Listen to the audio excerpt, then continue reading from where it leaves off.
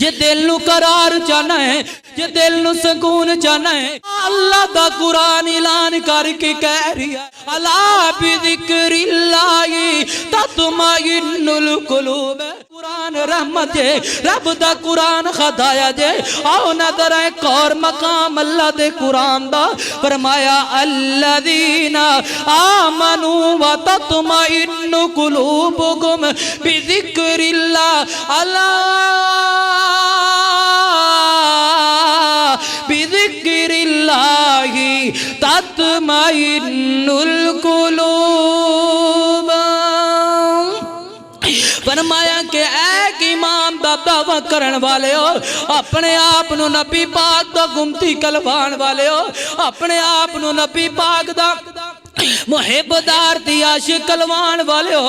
अल्लाह कह रहा है कि मेरे बंदिया जदों तेरा दिल बेकरार हो जाए, जदों तेरा दिल बेसकून हो जाए, जदों तेरे दिल दे अंदरों लज़्ज़तां खत्म हो जाना, हज़रत जी साडा दिल बेकरार हो जाए ना, असीं लोकां कोलों मशवरे लेंदे फिरने होने आ। कदी कोई तबीब कोलों जा रहा है, कोई हकीम कोलों जा रहा है, कोई डॉक्टर कोलों जा रहा है, कोई MBBS कोलू जा रही है, कोई सियाणिया कोलू मशवरे ले रही है। जरा जी आज मेरा दिल बेकरार हो गया है, मशवरे देंगे लोगों, लोग नवे नवे मशवरे देंगे। गाने सुन लो तो दिल नू करार लब जाएगा, माइए सुन लो दिल नू करार लब जाएगा। तबलियां दियां आवाज़ां सुन लो, कवालियां सुन लो तो दिल नू करार लब जाएगा, माइए सुन लो तो दिल नू करार लब जाएगा। नहीं नहीं फैसला बादिया मैं तेनू पैगाम दे रहा वा, जे दिल नू करार चाहना है, जे दिल नू सुकून चाहना है, अल्लाह दा कुरान ऐलान करके कह रही है अला बिज़िक्रिल्लाहि तत्मइन्नुल कुलूब। रब दा कुरान पढ़ेगा ते रब सीने विच ठंड पा देगा, रब दा कुरान पढ़ेगा रब मुंह विच खंड पा देगा, रब दा कुरान पढ़ेगा रब तेरे दिल नू करार दे देगा, रब दा कुरान पढ़ेगा रब तेरे दिल नू बखारा ता कर देगा, रब दा कुरान पढ़ेगा रब तेरे दिल दियां मर्ज़ां दूर कर देवेगा। अला बिज़िक्रिल्लाह अला बिज़िक्रिल्लाह। ओ दुखां दे मारियो, ब्लड प्रेशर दे मरीजों, हार्ट अटैक दी मरज़ विच मुब्तला होने वाले हो, बीपी हाई दा बीपी लो दा रोला पान वाले हो, अल्लाह दा कुरान कह रही है मेरियां गल्लां नहीं जे, मेरे सोने महबूब दे सीना पाक ते अल्लाह दा कुरान नाज़िल होने वाला कह रहा है अला बिज़िक्रिल्लाहि तत्मइन्नुल कुलूब।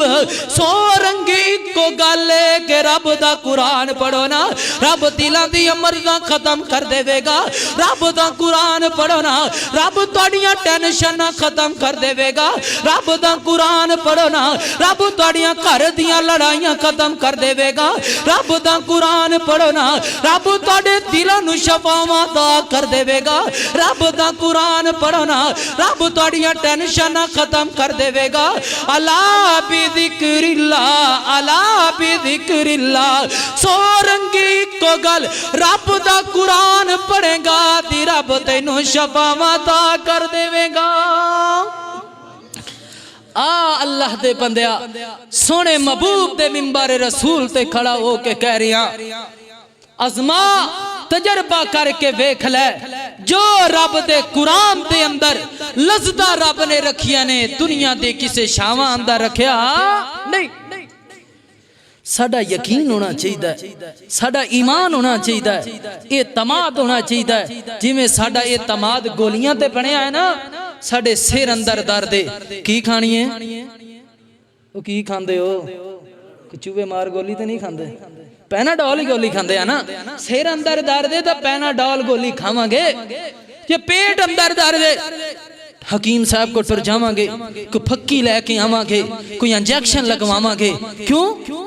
सिरे दर्द पेट तकलीफ है, हुणे में ठीक हो जाना है। यानी कि पैनाडोल ते इन्ना साडा यकीन बनया। पैनाडोल किन्ने बनाइए? किन्ने बनाइए? डॉक्टर ने बनाइए, मेडिकल वाले ने बनाइए, तेरे साइंसदाना ने बनाइए। और जिस रब ने सर तो लेके पैरों तक तेरा वजूद बनाया है, 3 360 जोड़ बनाया है। वो जात कह रही है बंदिया जदों तेरे जिस्म अंदर दर्दां पै जान, मैं रब दे कुरान दी तिलावत करना तेरा काम है, शफावां देना मैं रब्बुल आलमीन दा काम है।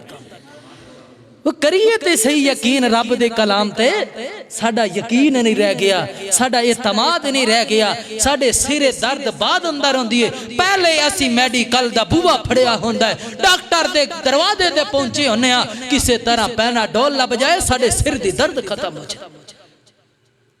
कदी तू सूरत फातिहा पढ़ के अपने सर दम कर, रब तेरे सर नू शफावां अता कर छड्डेगा।